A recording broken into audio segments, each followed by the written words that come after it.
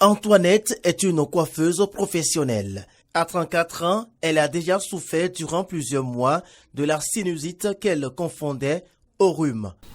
J'avais souvent le nez bouché en croyant que j'étais enrhumée. J'ai donc traité le rhume en vain. Non satisfaite, elle a été finalement à l'hôpital où la sinusite lui a été diagnostiquée. Après un premier traitement et limitée par les moyens, elle a fait recours à la médecine traditionnelle. En intervalle de 3 ou 4 semaines, Antoinette confirme être guérie grâce à un traitement à partir des plantes médicinales. Le tradithérapeute me donnait des produits extraits des plantes. J'en mets dans le coton pour l'inhaler et je consomme d'autres qui sont en poudre. Peu à peu, j'ai commencé par avoir satisfaction, puis la guérison. Comme Antoinette, beaucoup de personnes souffrant de cette affection font recours aux tradithérapeutes comme ce théboriste. Pour lui, une recette grand-mère est bien différente d'un traitement traditionnel. Et si nous prenons par exemple les ail écrasés ou découpés et que la personne inhale, ça l'aide à avoir une satisfaction du moment. Oui, guérison du moment, donc il est soulagé. Il est guéri, mais c'est de façon légère.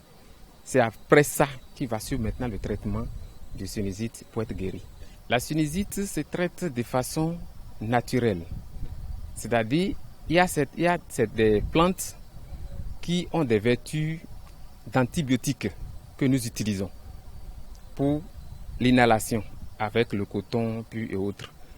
Et il y a aussi certains nombres de produits en liquide ou en poudre qu'on remet aux patients et ils prennent pour être guéris.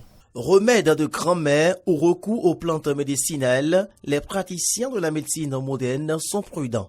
Pour eux, le seul traitement recommandé et efficace se fait dans les centres de santé sous le contrôle des spécialistes.